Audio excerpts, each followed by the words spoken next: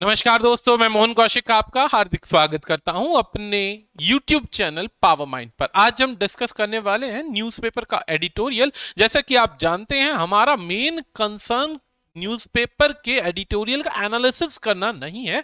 हमारा main concern है बच्चे की रीडिंग को एनहेंस कराना, ताकि बच्चा सीख सके ज्यादा से ज्यादा वोकैबुलरी, क्वेश्चंस और उनकी प्रैक्टिस। तो आज हम क्या लेकर आए हैं? वोकैब तो है ही हमारे पास में, वोकैब के साथ साथ रीडिंग का सेक्शन भी है।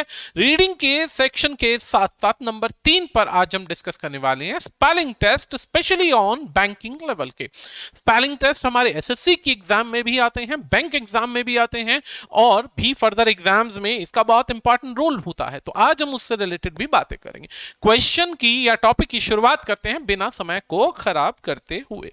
हमारा पहला वर्ड है, क्या है? इंपैरेटिव। इंपैरेटिव हमारा पहला वर्ड है। इंपैरेटिव का मतलब क्या होता है?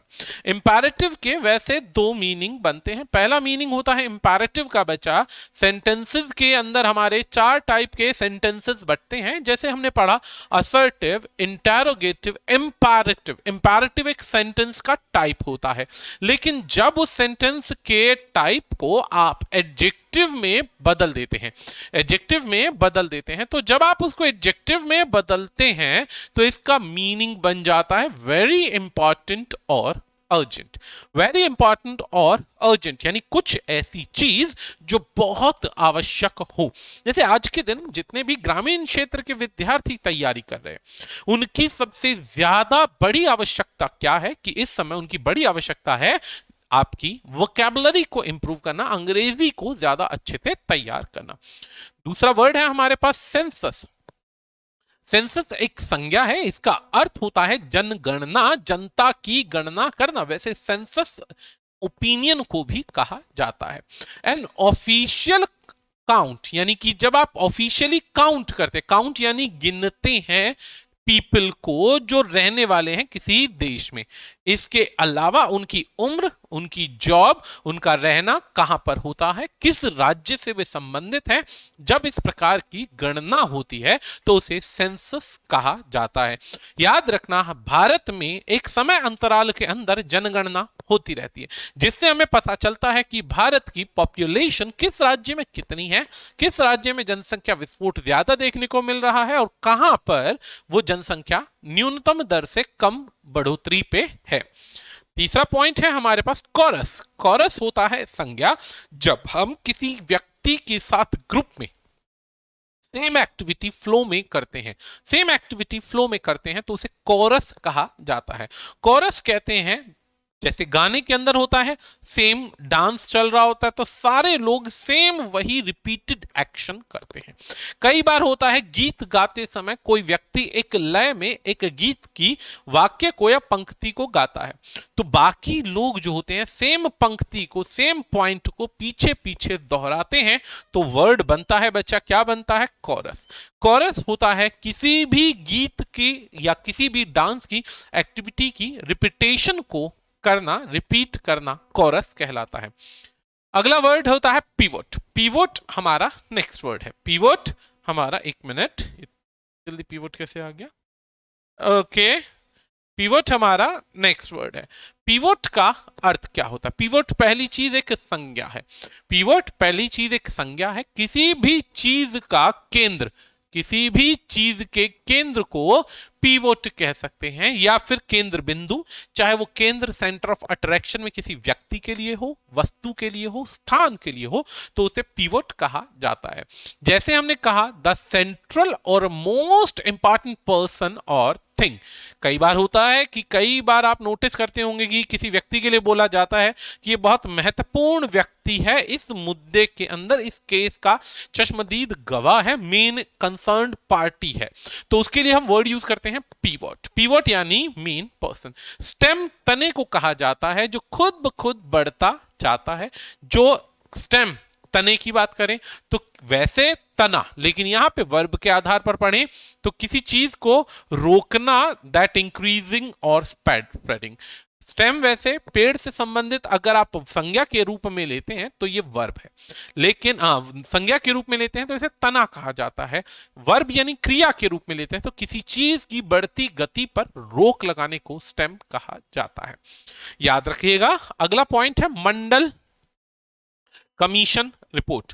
मंडल कमीशन रिपोर्ट, मंडल कमीशन रिपोर्ट किसको कहते हैं? सबसे पहली बात, एक ऐसी एक बेसिकली जनसंख्या से रिलेटेड रिजर्वेशन के मुद्दे पर एक कमीशन यानी एक आयोग बनाया गया था। इस आयोग के जो अध्यक्षकर्ता थे वो बीपी मंडल थे, भारतीय पार्लियामेंटेरियन थे ये। इन्होंने रिजर्वेशन से संबंधित चीजों को एड्रेस किया, कास्ट डिस्क्रिमिनेशन को एड्रेस किया था, और बेसिकली काफी सारे मुद्दे थे जैसे सोशल हो गया, इकोनॉमिकल हो गया, एजुकेशनल इंडिकेटर्स हो गए, जिससे अंदाजा लगाया जा सकता है कि किस क्षेत्र में जनसंख्या ज्यादा बैकवर्ड है, किस क्षेत्र में जनसंख्या ज्यादा फॉरवर्ड है। इसी कमीशन को पढ़ना सभी लोगों को बहुत अनिवार्य है क्योंकि जनसंख्या से रिलेटेड काफी सारे पॉइंट्स पूछे अक्सर जाते हैं।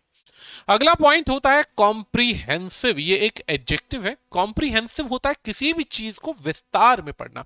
ऐसे ही एक वर्ड आपने कॉम्प्रीहेंशन पढ़ा होगा जब आप एसेज पढ़ते होंगे या बेसिकली अनसीन पैसेजेस पढ़ते होंगे, तो कॉम्प्रीहेंशन रीडिंग यानी रीडिंग कॉम्प्रीहेंशन आपका एक इंपॉर्टेंट पॉइंट रहता है। तो कॉम्प्रीहेंशन होता है किसी भी चीज को विस्तार में, व्यापक रूप में बताना। इसी में सभी पक्षों के यानी जितने भी इंडिकेटर्स हैं सभी पक्ष के यानी जो जो इंग्रेडिएंट है या जो जो मेन लोग हैं उन सभी की बातों को रिप्रेजेंट करने के लिए वर्ड यूज किया जाता है। अगला वर्ड है किसी भी वर्ड के लिए वर्ब का इवैल्यूएट करना, मूल्यांकन करना। मूल्यांकन करने का मतलब होता है कि हम उसकी कैसी वैल्यूज को जज कर रहे हैं, उसका लेवल क्या है, उसका स्टैंडर्ड क्या है। तो उसके लिए वर्ड बनता है इवैल्यूएट।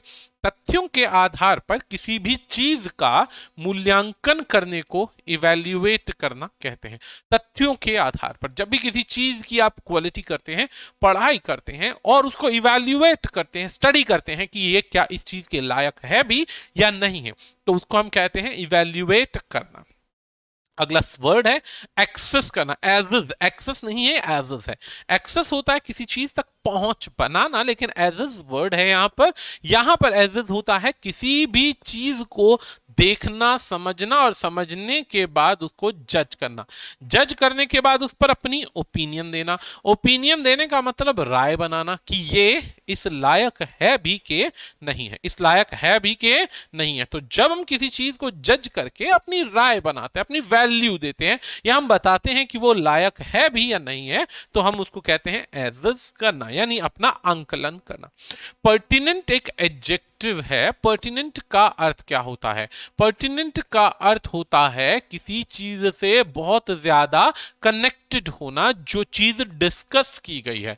तो इसे पढ़िए, क्या लिखा है? Closely connected with the subject being discussed, यानी पूरी तरीके से उसको डिस्कस करना, यानी किसी मुद्दे पर, विषय पर, चर्चा पर संगत या प्रासंगिक अपनी ओपिनियन देना, उसका हिस्सा बनना। ठीक है। पर्टिनेंट को आप इंपॉर्टेंट भी कह सकते हैं। पर्टिनेंट के लिए आप इसको इंपॉर्टेंट वर्ड से भी जोड़ सकते हैं कि काफी ज्यादा आवश्यक है, तो पर्टिनेंट आप यूज कर सकते हैं। अगला वर्ड होता है डिलीजेंट। डिलीजेंट एक विशेषण है, जैसे कि आप देख पा रहे हैं। डिलीजेंट को कहते हैं इंटेलिजेंट। ऐसा व्यक्ति जो बहुत इंटेलिजेंट हो, बहुत इंटेलिजेंटली किसी प्रॉब्लम्स को देखता हो, तो उसे हम यूज करते हैं। उसे हम यूज करते हैं, किस में यूज करते हैं? डिलीजेंट के अंदर। डिलीजेंट किसे कहेंगे? कर्मठ व्यक्ति, मेहनती व्यक्ति। एक ऐसा व्यक्ति जो किसी भी काम को हाथों में ले और उसको पूरा करके निकले, तो इंटेलिजेंट कहते हैं। Showing care and effort in your work and duties. अगला वर्ड है क्वांटिफाइएबल। क्वांटिफाई का मतलब, क्वांटिफाई दो वर्ड है और एबल एक वर्ड। एबल एक एडजेक्टिव है यानी योग्य होना, और क्वांटिफाई जिसे काउंट किया जा सकता है, जिसका परिणाम निकाला जा सकता है, जिसे नापा जा सकता है, मापा जा सकता है, गिना जा सकता है। तो अलग अलग प्रकार से वर्ड ये काउंट किया जाता है। इनहेरेंट होता है किसी भी चीज का एक ऐसा हिस्सा जिसे आप इंपॉर्टेंट पॉइंट मानते हैं, इंग्रेडिएंट या एक तरीके से हिस्सा मानते हैं, जिसे हटाना पॉसिबल नहीं है। इसी को हम कहते हैं किसी भी चीज का स्थायी अंश होना। स्थायी अंश होना यानी मेन पार्ट होना जिसे आप हटा नहीं सकते हैं। जैसे भारत की राजनीति से रिजर्वेशन को हटा पाना लगभग असंभव है।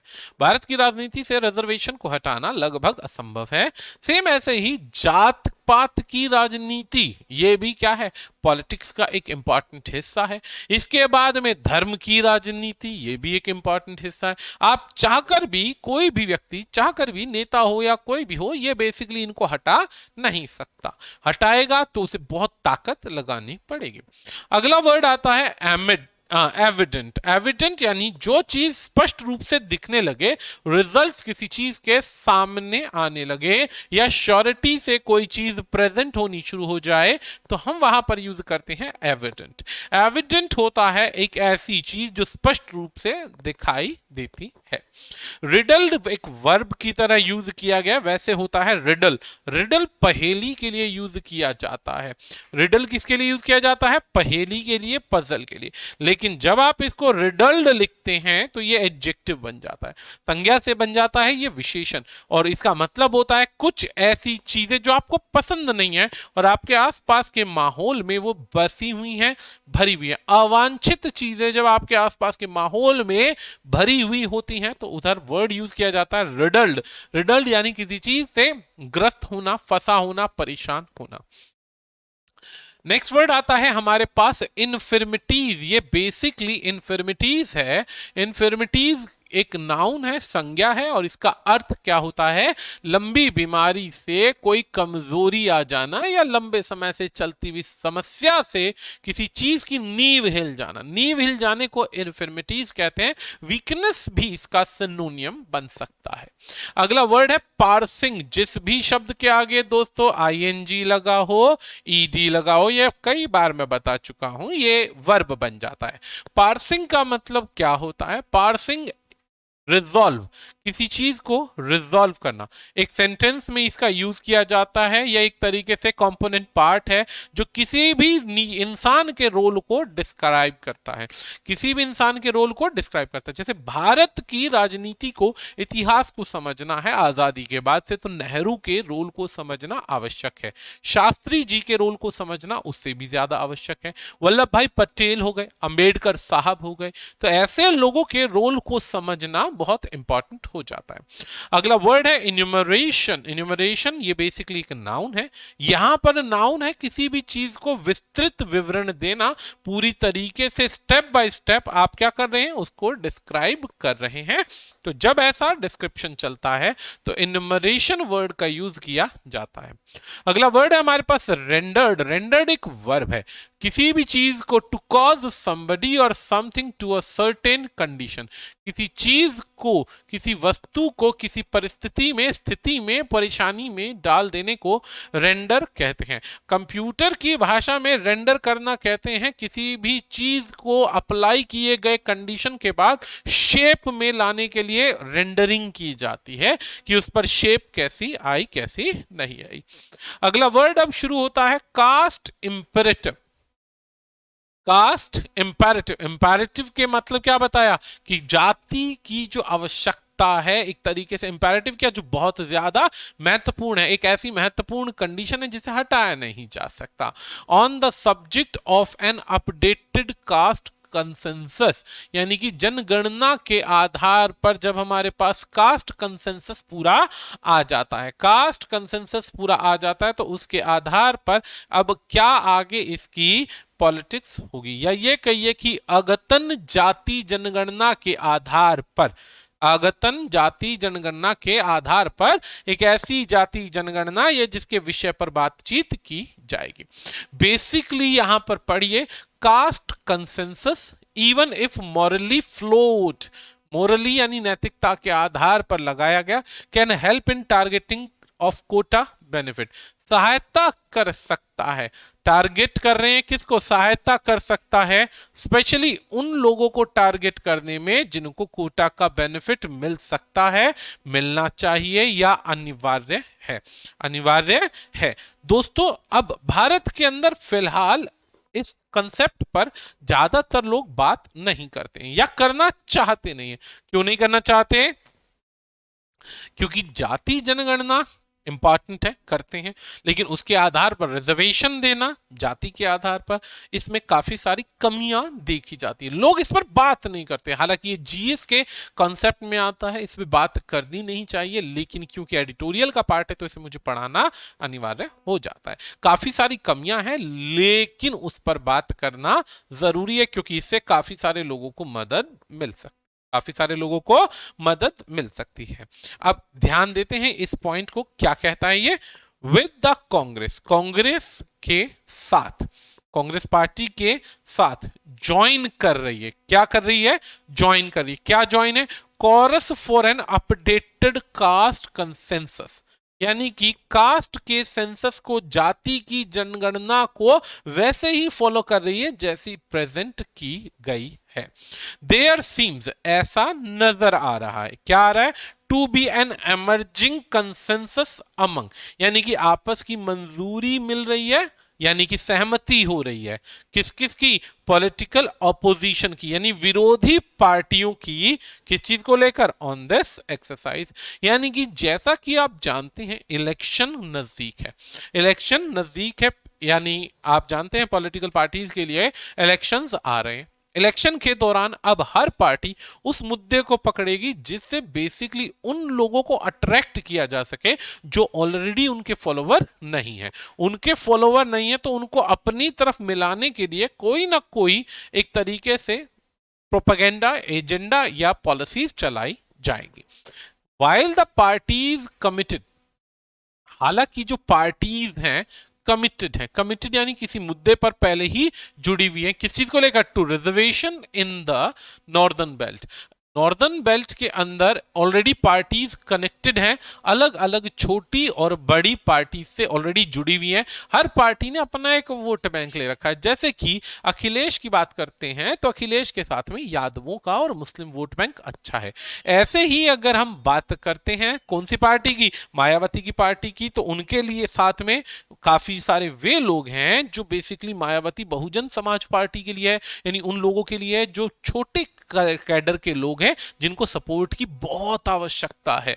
ऐसे ही यहां पर अलग अलग पार्टियां हैं।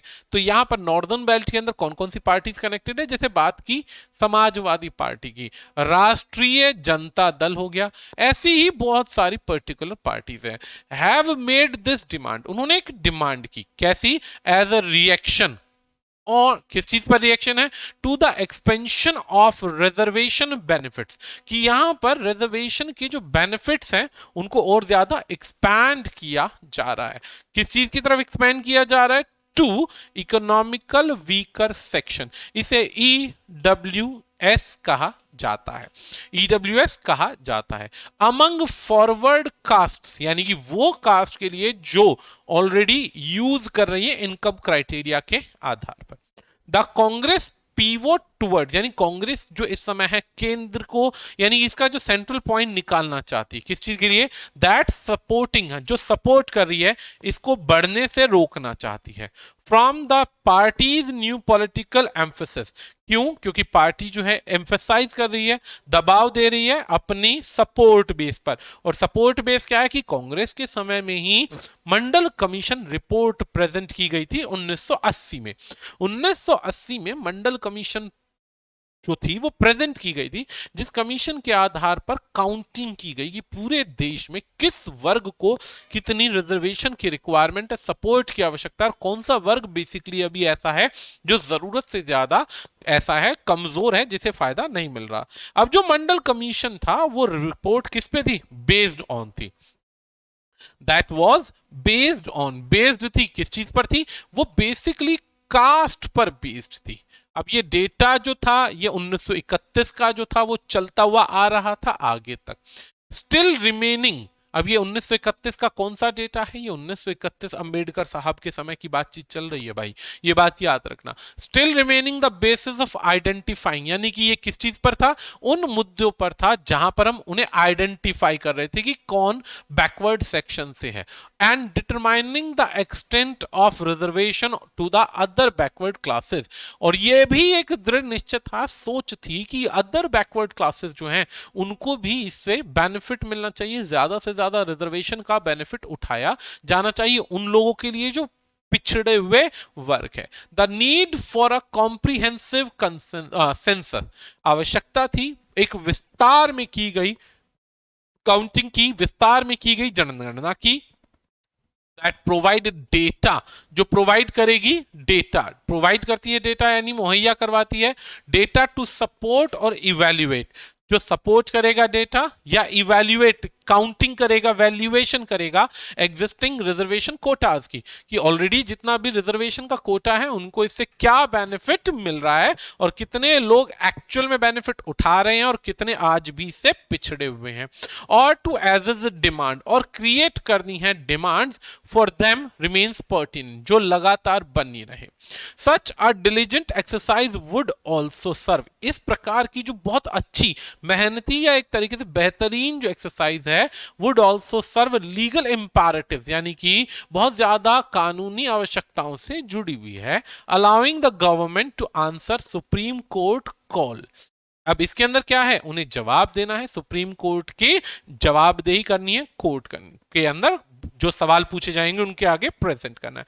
फॉर क्वांटिफाइबल डेटा, कि सच्चाई में जो डेटा दिखाया जा रहा है वो सही है, मानकों के आधार पर कहीं गड़बड़ तो नहीं आ रही है। But counting caste is not easy, लेकिन भारत जितना बड़ा विविधताओं का देश, जितनी डाइवर्सिटीज है, ऐसे देश में कास्ट को काउंट करना बहुत ज्यादा डिफिकल्ट है। An inherent weakness is evident in how government describe the socio-economy and caste। अभी अधूरा है, आगे बढ़ना हमने। अब इसमें एक सिंपल सा पॉइंट बताया गया है कि जो ऑलरेडी इनहेरेंट वीकनेस है, इनहेरेंट वीकनेस का मतलब जो कमजोरियां हैं ऑलरेडी जो पहले से विद्यमान है, प्रेजेंट है, ठीक है, वो एविडेंट है, इसे टाला नहीं जा सकता, हम ये नहीं कह सकते कि नहीं है। अब गवर्नमेंट उनको कैसे डिस्क्राइब करती है? सामाजिक स्तर पर, आर्थिक स्तर पर और जातीय स्तर पर कैसे प्रोवाइड करती है। अब ये जो सेंसस जो है, इसके बाद डेटा यहां पर प्रेजेंट किया गया 2011 का, एज बीन रिडल्ड विद इन्फर्मिटीज, यानी कि फंसा हुआ है, गुथा हुआ है, अटका हुआ है काफी सारी कमजोरियों से, काफी सारे लूप होल से। जो 2011 का डेटा था वो अटका हुआ था। That made data collected unusable, और जो डेटा कलेक्ट हुआ वो अनयूजेबल था, यानी उसका एग्जैक्टली कोई यूज देखने में नहीं आ रहा। डेटा हेयर रिकॉर्डेड, अब यहां पर जो डेटा है, इस लाइन को बहुत ध्यान से सुनिएगा, रिकॉर्ड करता है 46 lakh different caste, 46 lakh different caste, सब कास्ट, सब कास्ट के बाद अलग कास्ट, क्लैन, क्लैन के बाद उनके surname, which required adequate parsing, जिन्हें बहुत ध्यान से देखने की आवश्यकता है, समझने की आवश्यकता है, before being used for proper enumeration. अब इस्तेमाल या काउंट करने से पहले उन्हें देखना जरूरी है कि कौन सी कास्ट किससे कटी है, कहां से आई है, और उनको और डिटेल में समझने की आवश्यकता है। जो सर्वे था वो जल्दीबाजी में कंडक्ट हुआ, इसके अंदर विदाउट यूजिंग द सेंसस, यानी जनगणना के commissioner and office of the register general properly, यानी इसके अंदर जो ऑलरेडी रिकॉर्ड थे, जो ऑलरेडी रिकॉर्ड के अंदर रजिस्टर्ड मैटर था, काउंटिंग थी, या जो पूरा डेटा था, उसका प्रॉपर यूटिलाइज नहीं हुआ। ऑल्सो रेंडर्ड इट प्रॉब्लमैटिक, अब इससे क्या हुआ? बहुत ज्यादा परिस्थिति, परेशानियां बढ़ गई है। अब एक सिंपल सा कंसेप्ट समझते हैं, बहुत छोटी सी बात पर इसको पूरे को एक बार रिवाइज करते हैं। रिवीजन में हम 3 चीज समझते हैं। पहली चीज, इलेक्शन पास आ रहे हैं तो हर एक सेक्शन जो है बढ़ चढ़कर जनता को अट्रैक्ट करना चाहता है। दूसरी चीज ये कि समाज के आगे या गवर्नमेंट के आगे इस समय क्या बात चल रही है? गवर्नमेंट के आगे इस समय एक बात चल रही है कि कौन से लोगों को, किस स्पेशल वर्ग को अट्रैक्ट किया जाए। गवर्नमेंट जो है ऑलरेडी जो विद्यमान, यानी कि भारतीय जनता पार्टी, इन्होंने क्या कर रखा है? इकोनॉमिक वीकर सेक्शन का मुद्दा उठा रखा है। इन्होंने कह रखा है कि भाई कास्ट बेस का रिजर्वेशन है जो चल रहा है उसे हम नहीं छेड़ेंगे, कुछ नहीं करेंगे, लेकिन रिजर्वेशन जो मिलना चाहिए वो भी जो है वो किसमें आएगा, अदर बैकवर्ड क्लासेस के आधार पर इकोनॉमिकल वीकर सेक्शन जो है वो भी रिजर्वेशन का बेनिफिट पाएगा। अब इस बात को प्रूव करने के लिए सरकार ने इसको प्रेजेंट किया। अब इस बात को प्रेजेंट करने के लिए ऐसा तो है नहीं कि हर बात इजीली एक्सेप्ट की जाती है, कई बार क्या होता है सुप्रीम कोर्ट तक बात जाती है, वहां पे आर्ग्यू होते हैं, उस नियम को बनाने से पहले, बात को प्रेजेंट करने से पहले हर प्रकार की डिमांड को प्रेजेंट किया जाता है। धीरे धीरे जब ये बात एक्सेप्ट होती है तो हर पॉलिटिकल पार्टी उसमें कूदना शुरू हो जाती है कि हम भी ये बातों को फैलाएंगे और ज्यादा से ज्यादा जनता को अट्रैक्ट करेंगे। अब हर पॉलिटिकल पार्टी कुछ ना कुछ अपने बस्ते से निकाल रही है, लेकिन अब समस्या क्या है, समस्या यहां पर एक ये आती है कि जो ऑलरेडी पार्टी स्पेशल वोट कैड या वोट बैंक के लिए इकट्ठी थे, या स्पेशल एक पार्टी सपोज करो जैसे कि आपके पास मायावती जी की पार्टी है, वो बेसिकली फोकस करती है केवल और केवल एससी एसटी माइनॉरिटीज के अधिकारों के लिए। बहुत मेहनत करी उन्होंने उठाने की इस वर्ग को, और किया भी है, ऐसा नहीं है। लेकिन अब अगर यहां पर वो बात अब इकोनॉमिकल वीकर सेक्शन को भी अट्रैक्ट करने लगे इस मुद्दे पर, या इसका अगेंस्ट करे, तो वो तो दोनों में फंस जाएंगे। कैसे फंस जाएंगे, एक तरफ वो कहते हैं कि समाज का भला होना चाहिए और दूसरी तरफ वो इकोनॉमिकल वीकर सेक्शन को अलग नहीं कर सकते। इकोनॉमिकल वीकर सेक्शन का अर्थ होता है आर्थिक रूप से कमजोर वर्ग जिसको असल में रिजर्वेशन की आवश्यकता है। अब इसमें सभी जातियों के लोग आ गए, सभी धर्मों के लोग आ गए, सारा का सारा एक बार में काउंटेबल हो गया। ठीक है, अब आता है अगला point, a more thorough going exercise would entail an adequate consolidation. अब और ज्यादा गहरी एक्सरसाइज, डिटेल एक्सरसाइज जो होगी वो की जाएगी ताकि और मजबूत रेफरेंस से और ज्यादा अच्छे ताकत के साथ में, अच्छी क्वालिटी के साथ में पर्याप्त जो है डेटा प्रेजेंट हो। किस चीज का, कास्ट का, सब कास्ट का, जो अलग अलग नेम्स हैं जो समाज में ऑलरेडी हैं, सोशल ग्रुप्स बेस्ड ऑन सिनोनिमिटी, यानी लगभग एक ही कास्ट के सेक्शन है, equivalence of self identified group है, या वे हैं जो खुद को सेल्फ आइडेंटिफाइड ग्रुप कहते हैं। अब ये काफी सारी चीजें सामने आई, रिवील हुई, किसके द्वारा, रेस्पोंडेंट्स के अलावा, कहां पर, जो इस जनगणना में लगे हुए लोग थे। जनगणना में जितने भी लोग लगे हुए थे उन सब के आधार पर अलग अलग चीजें आई हैं सामने।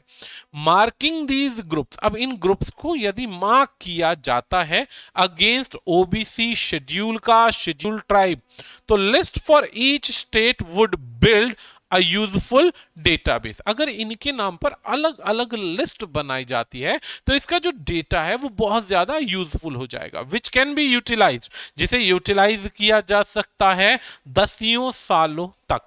हर बार जो डेटा इकट्ठा होता है वो एक लिमिटेड टाइम पीरियड के लिए होता है, ऐसा नहीं है कि हर साल नया डेटा डेवलप हो।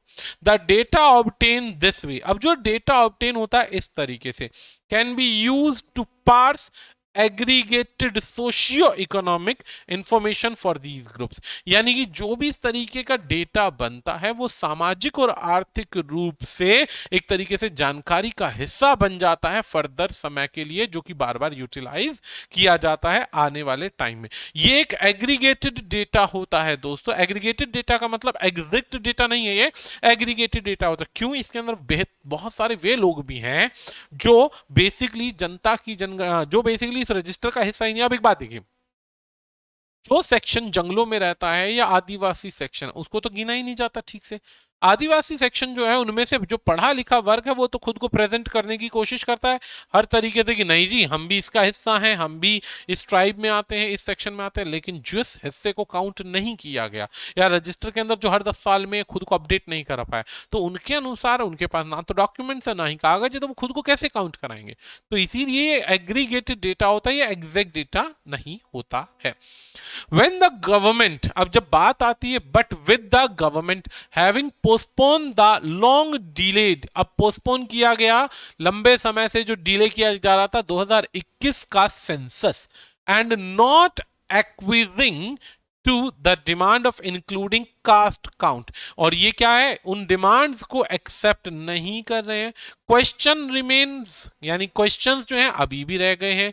कौन से क्वेश्चन है, पहला क्वेश्चन यहां पर बताया जा रहा है कि effect predictive caste census is possible, कि क्या ऐसा कास्ट सेंसस जनगणना, कास्ट के आधार पर जनगणना करना पॉसिबल है? देयर इज ऑफ कोर्स, अब जाहिर सी बात है इससे क्या होगा, risk of रीइफिकेशन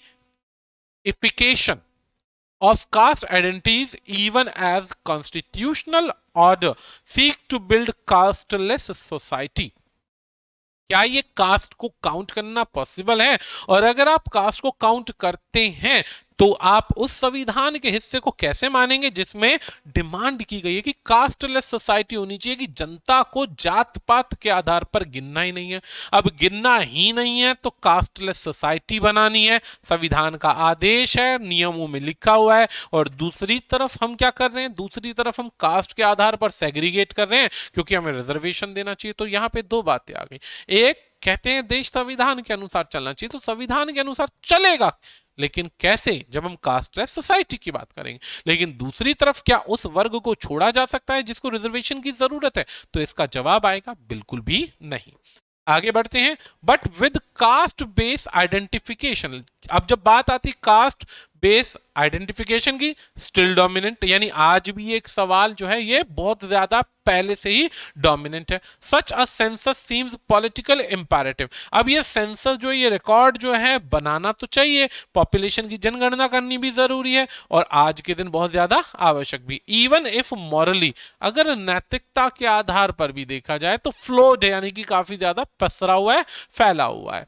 for the purpose of addressing social economic inequities, यानी कि जब आप नोटिस करते हैं, देखते हैं, तो इसका मेन उद्देश्य क्या देखने को मिलता है कि आज भी समाज में सामाजिक और आर्थिक इनबैलेंस है। थ्रू फेसाइल, यानी कि इन चीजों के रेफरेंस से, सहायता से, रिजर्वेशन कोटाज जो है वो सहायता करेंगे, दैट कन्फर इनकम बेनिफिट। अब इससे क्या सहायता मिलेगी कि जनता को इनकम के बेनिफिट्स मिलेंगे, पैसों की सहायता मिलेगी, and a degree of social justice without actually advancing the course of truly casteless society. और इससे क्या होगा, एक तरीके का डिग्री ऑफ सोशल जस्टिस मिलेगा जिसके अंदर हम एक्चुअल में बात करें तो कास्टलेस सोसाइटी की ही बात कर रहे हैं, कि इनाम भी मिलेगा, उनको सपोर्ट भी मिलेगी और आगे भी बढ़ पाएंगे ताकि इनको इक्वल किया जा सके। एक्चुअल में इस पूरे कंसेप्ट को छोटे से हिस्से में समझना है। क्या समझना है कि भारत के अंदर हम जातीय पार्ट्स में बंटना नहीं चाहते क्योंकि इसकी बहुत सारी कमियां देखने को मिली, लेकिन रिजर्वेशन के आधार पर जहां पर परसेंटेज का डिवीजन है वहां पर हम खुद को जात पात के नाम पर गिनना चाहते हैं, प्रेजेंट करना चाहते हैं, क्योंकि यहां से सरकार के द्वारा दी गई रियायतों का बेनिफिट उठाना आवश्यक है। बेनिफिट ही नहीं मिलेगा तो काम कैसे चलेगा। इसीलिए अब दोनों बातें हो गई कि एक बात कहती है कि हमें बिन जात के देश बनाना है जहां पे डिवीजन नहीं करनी, सबको बराबर रखना है। दूसरी तरफ रिजर्वेशन का, सहूलियतों का बात किया जाए तो वहां पर इनको काउंट करना अनिवार्य हो जाता है। तो यहां पर हमारा इस तरीके से ये पॉइंट जो है समाप्त होता है। अब आगे बढ़े तो अगला पॉइंट आता है हमारे पास स्पेलिंग टेस्ट का। स्पेलिंग टेस्ट के अंदर बच्चा आपके सामने एक स्पेलिंग दी गई है, एक क्वेश्चन दिया गया है। इस क्वेश्चन को देखिए और देख के अंदाजा लगाइए कि ये कहना क्या चाहता है। कहना क्या चाहता है, यहां पर आपके सामने क्वेश्चन है। अब दो चीजों पर यह क्वेश्चन बनता है, याद रखिएगा, दो चीजों पर यह क्वेश्चन बनता है। पहली क्या चीज है कि ये इस स्पेलिंग के अंदर आपके सामने एग्जाम में क्वेश्चन तो आएगा ही आएगा, जाहिर सी बात है। अब इसमें दो तरीके की मिस्टेक हो सकती है। पहली ग्रामर के आधार पर मिस्टेक हो सकती है इस तरीके के क्वेश्चन में। दूसरी मिस्टेक बच्चा स्पेलिंग के आधार पर हो सकती है। तीसरी मिस्टेक जो हो सकती है इसमें यह देखना है कि वर्ड को रिप्लेस करने की रिक्वायरमेंट है। वर्ड रिप्लेसमेंट हो सकता है कि कोई भी वर्ड है जो अनावश्यक है, गलत है, नहीं आना चाहिए। तो इन तीन आधार को नोटिस करते हुए आपको हाइलाइटेड वर्ड को पढ़ना है, नोटिस करना है कि क्या ये सही है, गलत है या आवश्यकता से अधिक है, यानी फालतू का है। तो जो गलत सेक्शन होगा उसको आपको टिक करना है। अब पहले वर्ड हमने पढ़ा क्या है, टेंशन की बात हो रही है। टेंशन यानी कि TENSION, इसमें कोई स्पेलिंग मिस्टेक नहीं है। माउंटेड, माउंटेड यानी बढ़ गई एकदम से, ये पास्ट टेंस की बात हो रही है। टेंशन माउंट मोउंटेड, MOUNTED, इसमें स्पेलिंग मिस्टेक तो नहीं है भाई। टेंशन क्या हो गई, बढ़ गई, कहां पर, मणिपुर के अंदर। एंड प्रोटेस्टर्स, जितने भी प्रोटेस्टर्स है, प्रोटेस्टर्स कौन होते हैं, जो विरोध करने वाले लोग होते हैं। इम्पोज्ड अ शटडाउन, इम्पोज किया, थोप दिया एक शटडाउन। शटडाउन का मतलब पूरा बंद, बंद का मतलब क्या होता है, बंद का मतलब होता है कि भाई शटडाउन, सब कुछ बंद, जिसे हम कहते हैं एक तरीके से सब कुछ बंद का ऐलान कर देते हैं ना कि अब से कुछ भी नहीं चलेगा, ठीक है। In part of the states on Thursday, Thursday की बात है, टू प्रोटेस्ट पॉसिबल, अब प्रोटेस्ट करना है पॉसिबल, किस चीज पर, possible fail out, fail out verb की कौन सी फॉर्म है, fall, fail, fallen, fall, fail, fallen. तो फॉल से फेल आउट बना, लेकिन यहां पर ये ऑब्जेक्ट के स्थान पर है और यहां पे वर्ब जो आएगा वो आना चाहिए फॉल आउट, गिरावट देखने को मिली। तो fall out of the Naga piece agreement, यहां पे क्या हो रहा है, नागा पीस एग्रीमेंट जो है वो खराब हो रहा है, which is likely to be sign soon, जिसे अभी हाल फिलहाल में साइन करना जरूरी है। वर्ब की सेकेंड फॉर्म का प्रयोग यहां पे तब होता जब ये मेन वर्ब के स्थान पर होता। अभी यहां पर ये मेन वर्ब की पोजीशन पे नहीं है, मेन वर्ब की पोजीशन पे नहीं है, क्योंकि ये सब्जेक्ट हो गया, ये मेन वर्ब हो गया, ये हमारा पार्ट जो हो गया ऑब्जेक्ट का हो गया। ऑब्जेक्ट के बाद फिर से कंटिन्यू किया जा रहा है, तो फिर से प्रोटेस्टर्स सब्जेक्ट आ गया, सब्जेक्ट के बाद बच्चा ये वर्ब आ गया और ये ऑब्जेक्ट हो गया। ऑब्जेक्ट शटडाउन है, शटडाउन कहां पर है ये वो बताया गया है, और कहां पर है ये बताने के बाद ये क्यों है ये बताने के लिए रीजन दिया जा रहा है, ठीक है। और रीजन दिया जा रहा है, तो रीजन देने के लिए यहां पर वर्ब की सेकंड फॉर्म का कोई रोल नहीं है, वर्ब की सेकंड फॉर्म का कोई रोल नहीं है, और फेल आउट नहीं होता, फॉल आउट होता है, गिरावट देखने को मिली। तो सही उत्तर बनेगा फॉल आउट। बढ़ते हैं अगले क्वेश्चन की तरफ। अगला क्वेश्चन क्या है हमारे पास में, अगला क्वेश्चन है हमारे पास में, as per the IHS Markit survey, IHS Markit का सर्वे हुआ, the cooling of manufacturing, MANUFACTURING, manufacturing sector conditions in India continued in October with both factory order, पहला वर्ड आ गया फैक्ट्री ऑर्डर, यहां पे फैक्ट्रीज नहीं है ज्यादा, सिर्फ फैक्ट्री के ऑर्डर्स की बात हो रही है, तो both factory orders and production, ये स्पेलिंग देखिएगा, प्रोडक्शन की स्पेलिंग देखिएगा, प्रोडक्शन की स्पेलिंग यहां पे गड़बड़ है, प्रोडक्शन की स्पेलिंग गड़बड़ है, टिक कर दीजिए और सही स्पेलिंग को यूज कीजिए। सही स्पेलिंग जो बनती है वो प्रोडक्शन की जो बनती है वो बनती है प्रोडक्शन, सही स्पेलिंग बनती है प्रोडक्शन। तो सही स्पेलिंग जब आ जाएगी तो आंसर मिल जाएगा। अगला क्वेश्चन आपके सामने है नंबर 3। क्वेश्चन क्या कहता है भाई, नंबर 3 क्वेश्चन कहता है, World Trade Organization WTO has ruled against, against rule किया विरोध में, किसके, इंडिया के, in a crucial, crucial, crucial, crucial trade dispute, crucial trade dispute यानी कि ट्रेड डिस्प्यूट के विरोध में, with the US ordering the export promotion schemes to be stopped with the next 4 months। ठीक है जी, तो यहां पे ये स्पेलिंग गड़बड़ है, क्रूशियल का स्पेलिंग चेक कर लीजिएगा। अगला क्वेश्चन है, Supreme Court mandated penal declared a public health emergency in Delhi NCR region and ban कर दिया कंस्ट्रक्शन एक्टिविटी टिल नवंबर को, कंस्ट्रक्शन एक्टिविटी को बंद कर दिया गया। एक्चुअल में पैनल होता है दोस्तों, पैनल होता है, ये कोई वर्ड नहीं है, ठीक है जी, ये कोई वर्ड नहीं है। सुप्रीम कोर्ट ने मैंडेटेड पैनल बनाया जिसने एक डिक्लेयर कर दिया कि पब्लिक की हेल्थ को ध्यान में रखते हुए दिल्ली और NCR के अंदर कंस्ट्रक्शन को बैन करना है। ये वाला वर्ड गलत है, ये वाला वर्ड सही है, पैनल वर्ड होता है, इसलिए यहां पर ये स्पेलिंग एरर बन जाता है। अगला क्वेश्चन देखते हैं, the presidential contender from Sri Lanka ruling party propose किया the reinstatement of the senate to ensure devolution of the power to the provinces along pending demand of minority Tamil community in the country.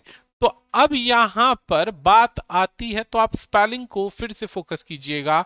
पहला word है contender, सही है, इसमें कोई mistake नहीं है। Contender के बाद में री आपने पढ़ा। इन स्टेटमेंट को जब आप पढ़ते हैं तो यहां पर एक वर्ड मिसिंग है, ई, STATEMENT, री इन स्टेटमेंट जो है ये एक सही स्पेलिंग लेकर आता है, सही स्पेलिंग लेकर आता है। अगला वर्ड आता है यहां पर, क्या है? Not withstanding a chill, not withstanding a chill in bilateral ties होना चाहिए, बायलेटरल टाइज होना चाहिए बच्चा, यहां पर स्पेलिंग मिस्टेक है। बायलेटरल का मतलब होता है दोनों तरफ से क्या हो रही है, दोनों तरफ से यहां पर एक तरीके से टाइज हो रही है, ties over Kashmir, Pakistan and India after tough negotiations signed an agreement paving way for the inauguration of Kartarpur corridor ahead of 550th birth anniversary of Guru Nanak Dev ji. तो यहां पर बायलेटरल की स्पेलिंग गलत है। ज्यादातर अगर इस तरीके के क्वेश्चन आते हैं तो लोग पहले क्या करते हैं, इन स्टेटमेंट को पहले एक बार तेजी में रीड कर लेते हैं, तो अंदाजा हो जाता है कि किस चीज को ध्यान देना है, नहीं देना। अब जैसे मैंने यहाँ पे ध्यान दिया THEN और मेरी नजर एकदम से गई मोर पर। मोर जो है कंपैरिजन के लिए यूज होता है दोस्तों, मोर का प्रयोग कंपैरिजन दिखाता है। जब कंपैरिजन दिखाएगा तो ये वाला देन गलत होकर के ये वाला देन आ जाएगा, तो यहां पर आंसर अपने आप समझ में आ जाएगा।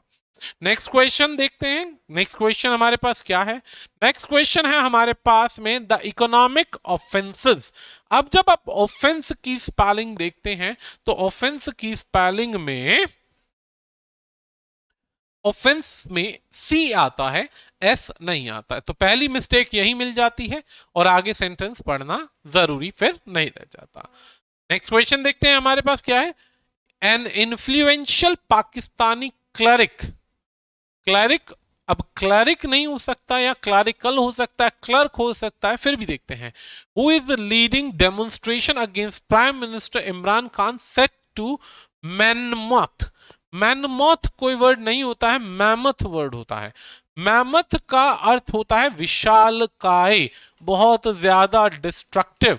मैमथ, यहां पर ये स्पेलिंग गड़बड़ है। अफ्रीकन एलिफेंट के लिए यूज किया जाता है ये वर्ड, ठीक है, अफ्रीकन एलिफेंट के लिए वर्ड यूज किया जाता है मैमथ। मैमथ एक एडजेक्टिव है जिसका अर्थ होता है विशालकाय। एंड द लास्ट क्वेश्चन, आखिरी क्वेश्चन क्या है? Through the Modi government has, तो सॉरी मैंने थ्रू पढ़ा, दो द मोदी गवर्नमेंट, दो एक कनेक्टर है जिसका अर्थ होता है हालांकि मोदी गवर्नमेंट ने क्या किया है, हैज इंप्लीमेंट किया है मोस्ट ऑफ द स्टिमुलस। अब stimulus measures while some others are at advanced stage of implementation, they failed to have an immediate impact on declining economy। अब यहां पे गलती कुछ नहीं दिखाई देगी, बस स्टिमुलस के इस ए को यहां से हटाकर यू कर दीजिए, स्टिमुलस की स्पेलिंग होती है स्टिमुलस। जब आप इस स्पेलिंग को पढ़ेंगे तो अपने आप आंसर समझ में आ जाएगा। तो इस तरीके से आज का ये जो कंसेप्ट है स्पेलिंग का, रीडिंग का, कंप्लीट होता है। बने रहिए, पसंद आए तो लाइक कीजिए, सब्सक्राइब कीजिए चैनल को, ज्यादा से ज्यादा पॉसिबल हो सके तो शेयर कीजिए। ऐसे ही हम सभी दोस्तों के साथ बने रहेंगे और प्रयास करके बाकी चीजें भी लाते रहेंगे। आज के लिए इतना ही दोस्तों, धन्यवाद।